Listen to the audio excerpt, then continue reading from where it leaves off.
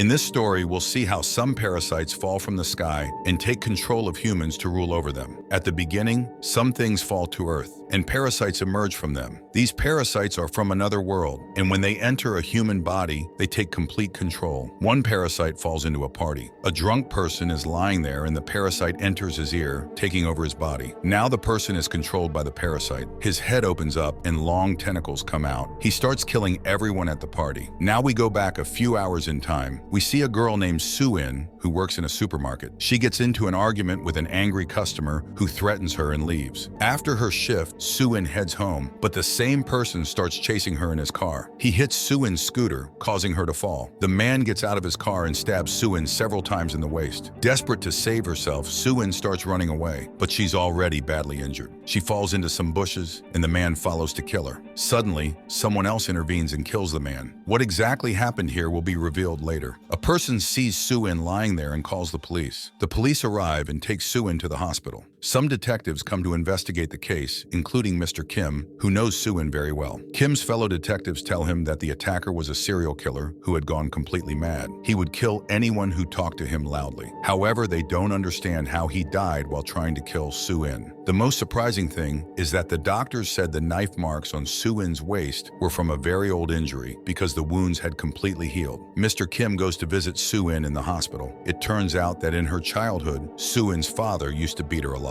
One day, young Suin called the police, and the officer who came to help her was Mr. Kim. Since then, Kim has taken care of Suin, and she sees him as an uncle figure, loving him like a father. The scene shifts to a man named Kang-woo. Kang-woo is a gangster who works for a gang, and his mission is to kill the boss of a rival gang. He tries to kill the boss, but the boss escapes, forcing Kang-woo to flee. Instead of going home, Kang-woo goes to his sister's house. He has a younger and an older sister. When his older sister comes to see him, he notices that she is acting very strangely. Kang-woo asks about their younger sister, and his older sister tells him that she has left the house. Kang-woo doesn't believe her, so he goes to his younger sister's room. There, he finds his younger sister's phone and a card with the location of a church written on it. The suspicious thing is that neither of his sisters ever went to church. On the other hand, Suin has been discharged from the hospital and is on her way home. Suddenly, she starts feeling pain in her ears. She sits inside a bus, but a man with a strange look in his eyes boards the bus. Feeling very scared, Suin quickly gets off the bus. The scene shifts to a couple. The girl takes her friend to her house, but suddenly some people enter the house. The boy gets very nervous, thinking these people might be the girl's parents. Then his friend's mouth opens in a bizarre way, revealing that she, too, has become a parasite. All the people standing there are parasites, and they have formed their own team. These parasites have human-like brains, but they cannot express emotions like humans. They neither laugh nor cry.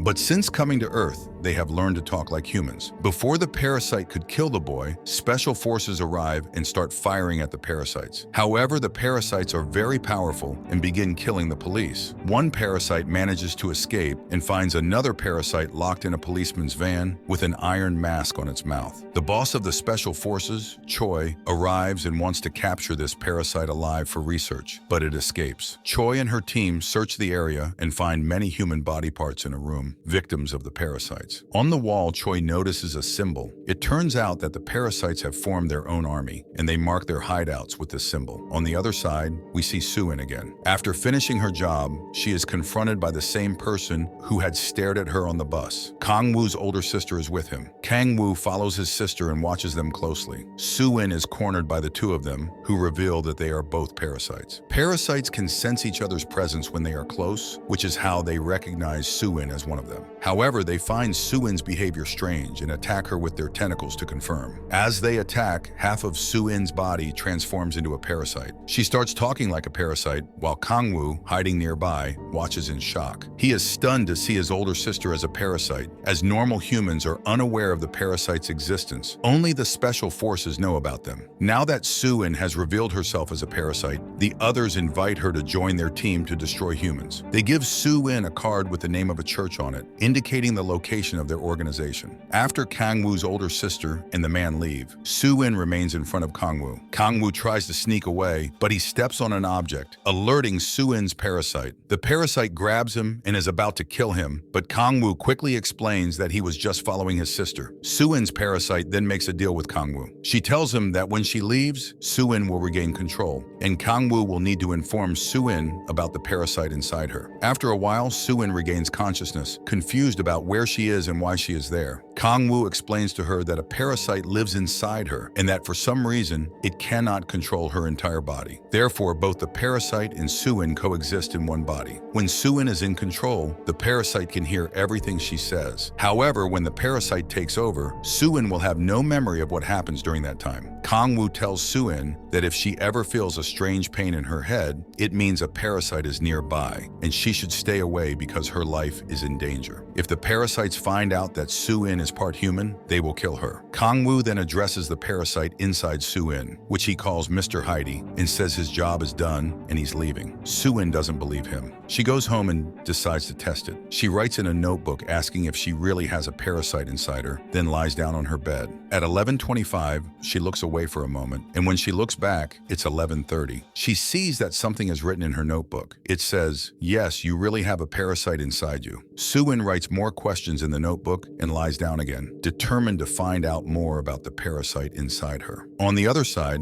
Mr. Kim is heading into his police station when he's stopped and checked by special forces. Confused, Mr. Kim cooperates and they proceed inside. Once inside, they're met with guards pointing guns at them. All the police officers are ushered into a room where the leader of the special forces, Choi, arrives. Choi introduces herself as the leader of the Parasite Special Forces. Their mission is to secretly locate and eliminate all parasites so that humans remain unaware of their existence. If humans find out about parasites, it could cause widespread fear, which would benefit the parasites. The police officers are puzzled by Choi's explanation, since they've never encountered parasites before. Choi shows the police officers a video of a parasite wreaking havoc at the party, which they had seen at the beginning of the movie. She explains that her team arrived and eliminated the parasite, bringing its body to show to the officers. Seeing the parasite, the officers are terrified. One officer asks if they live among humans, to which Choi confirms that they can alter their appearance to look like humans. When they feel threatened, they reveal sharp tentacles on their faces, which they use to kill. These tentacles can transform into any weapon they need. Another officer asks how they can be identified. Choi explains that the only reliable method is to take an X-ray of their head. If a parasite has taken control of a human body, it will be visible in the X-ray. However, not everyone can carry around an X-ray machine to detect them in public. Another way to identify parasites is by plucking a person's hair. If the hair twists after being plucked, it indicates that the person is a parasite. This is because parasites control the brain, and hair is connected to the brain. When a parasite is killed, its mouth shrinks completely, and the same happens to its hair. These parasites can enter the human body through the nose, ears, or mouth. Interestingly, all the parasites fell to Earth on the same day and at the same time. By now, they have all found human hosts. Choi then presents a live parasite, still alive and wearing an iron mask, in front of the officers. She reveals that this parasite is her husband. One police officer protests, saying that torturing a human being is wrong. Choi explains that once a parasite enters someone's brain, it consumes the person's brain and takes full control of their body, transforming them into something no longer human. She kept her husband Parasite alive to help her locate other parasites because they can sense when others are nearby. To signal the presence of a nearby parasite, Choi gave her husband a remote. If he senses one, he'll press the remote, alerting Choi. If her husband fails to do so, gas will be released from the mask on his head, causing extreme discomfort to the parasite. This gas doesn't kill them, but inflicts intense pain, forcing them to reveal the truth about nearby parasites. Choi emphasizes that the only way to kill a parasite is to attack the heart of the body it has taken over. This causes more blood to flow out, rendering the body unsuitable for the parasite to inhabit, ultimately leading to its demise. On the other side, we see Suin waking up and checking her notebook. Inside, she finds writings made by the parasite inside her during the night, controlling her body. The parasite explains that it was once a larva that fell from the sky to Earth, landing near Suin. It entered her body through her ear, but found Suin on the brink of death. Realizing that if Suin died, the parasite would die too, it healed Suin's wounds. However, this drained a lot of its energy, limiting its control over Suin's mind. Now it can only control Suin's mind for 15 minutes each day. The parasite is determined to protect Suin at all costs, as her survival is essential for its own. The parasite also left a video on Suin's phone, showing her what she looks like when she transforms into a parasite. Suin is terrified when she sees that half of her face turns into a tentacle. Meanwhile, Kangwoo goes to recharge his younger sister's phone to track her location. However, he is ambushed by members of the rival gang whose boss he attempted to kill. Kangwoo fights back, killing his attackers and narrowly escaping. He calls his friend to ask how they found him. His friend assures him that they'll pick him up, but Kangwoo insists they wait until nightfall before he shares his location. On the other side, Mr. Kim becomes suspicious of Suin after reviewing her case. He wonders how Suin survived being stabbed multiple times, and the manner in which her attacker died resembled the marks left by parasites. When he meets Suin and talks to her, her responses don't reveal if she's a parasite. To confirm his suspicions, Mr. Kim secretly plucks a hair from Suin's head. Seeing that her hair doesn't twist, he concludes that Suin isn't a parasite. He gives her a keychain as a gift and leaves. Later that night, as Suin is returning from work, she encounters the same two parasites. They force her into their car and drive her to meet their boss because there's a meeting of all the parasites scheduled at a church. On the other side, Kangwoo keeps an eye on the church where Suin and Kangwoo's sister have arrived. Kangwoo sees them, and when Suin enters the church, he notices many parasites inside. Among them is the boss, who has captured the church's pastor. The leader of the parasites shows a video featuring the same parasite that escaped from Choi's team. This parasite is on the brink of death due to the severe damage to the human body it inhabited. In the video, the dying parasite warns that humans have formed a special team to combat them and have gathered significant information. They need to devise a new plan to fight back. The leader explains that their original goal was to control the minds of all humans, but one of their kind attacked a party, exposing their existence. Humans began researching parasites, acquiring knowledge about them. Now they must create a new strategy to gain control over humans once more. On the other side, Kangwoo enters a garage near the church and is horrified to find numerous bodies hanging there, victims of the parasite's feeding. As he processes the gruesome sight, a parasite guarding the bodies approaches him. His shock turns to anger when he sees his sister among the deceased, killed by one of the parasites. Kangwoo attacks the parasite but realizes he's outnumbered. He flees the scene, filled with grief and rage. Meanwhile, inside the church, the parasites become aware of a human presence. The leader orders their elimination, and the parasites begin to leave. However, one of them notices Suin's peculiar behavior, sensing something amiss. As Kangwoo flees, he encounters gangsters who intend to kill him. He warns them about the parasites lurking in the area, but they dismiss his words as a joke. Suddenly, Kangwoo's sister and some parasites arrive, swiftly dispatching the gangsters. Kangwoo manages to escape, eventually crossing paths with Suin. Together, they continue running. Meanwhile, the parasites discover that someone has escaped,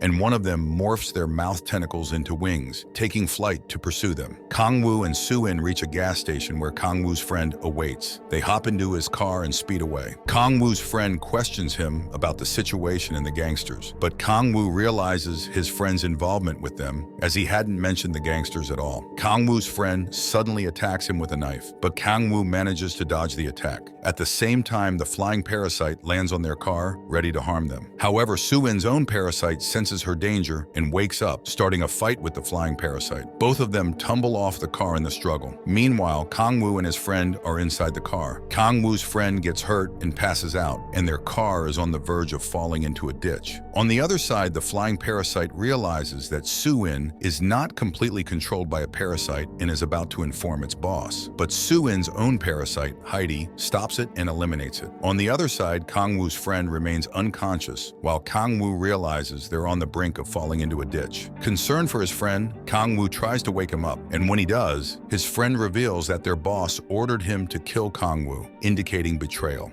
Sadly, Kangwoo's friend succumbs to his injuries. Now Kangwoo attempts to escape the car, but Suin arrives just in time. Though Suin had regained control of her body, she slips and nearly falls. However, Heidi takes over and saves both Kangwoo and Suin. Meanwhile, Choi examines files and discovers Suin's case. She notes that Suin was near death but miraculously survived, leading her to realize that Suin's body has been hijacked by a parasite. We've just wrapped up the first half of the series. The final part is coming your way tomorrow. Stay tuned and see you in the next episode.